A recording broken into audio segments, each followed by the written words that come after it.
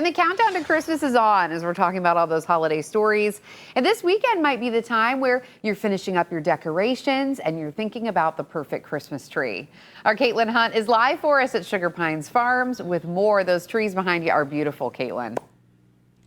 They are, aren't they, Tess? It's just a great selection out here. And as you mentioned, you know, it may be a good idea to come out here today. It's a little bit warmer. I know it's still a little bit on the chilly side, but warmer than what we were dealing with earlier. But Jane is back here with me. Jane, you have been operating this farm for, the last 13 years. I know you've gained a lot of knowledge in that time.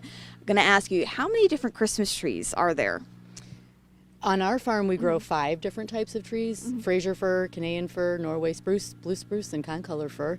And then we also, what you're seeing out here, we also bring in trees from other farms to have even more variety for customers in here. So we have noble fir in here. This is a noble fir. It's from Oregon.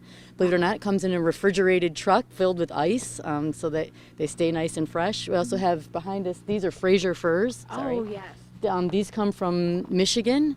This is a super popular Christmas tree across the country and probably the most popular one here. Yeah. There's behind you is a grand fir.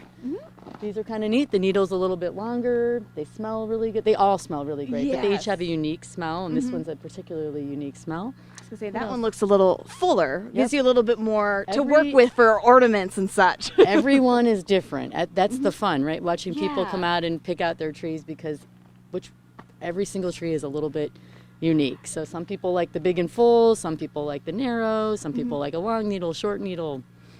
It all depends. It's all personal choice. Yes, and you mentioned these guys right here, the Fraser, are probably the most popular. I guess, why do you think people lean towards that one? What makes it the most, Christmas tree?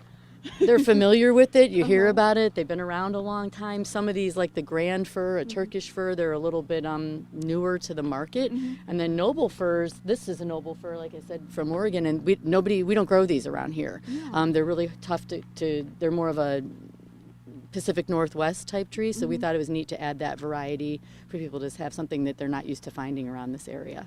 Exactly, because I think, as you mentioned, it's a unique experience. Every tree is certainly unique depending on how they grow up from the ground and, what people pick out. And I believe that's probably what the most interesting thing is, to see who picks, what and for what reason. But as you mentioned earlier at 8 a.m., you can come out and cut your own tree here, right? So what do people need to bring if they do want to cut their own tree? People who may not have experienced that before. They don't need to bring a thing. I'd bring a camera or your phone, I guess you could say. But we provide the saw, the sled, we provide twine for tying it down, we wrap it up for you, we'll put a fresh cut on it. So you don't need to bring a thing. We provide everything you need. And out in our field today, we have Norway spruce available. They're like 6 to 7.5 feet. So you go out and cut it and bring it in, and we help you with the rest of it.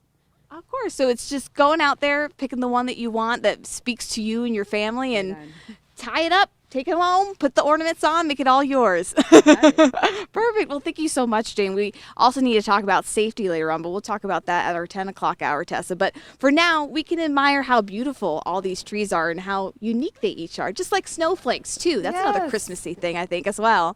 I know. What a nice memory for a family, too, to pick out that tree together. Caitlin, thank you so much.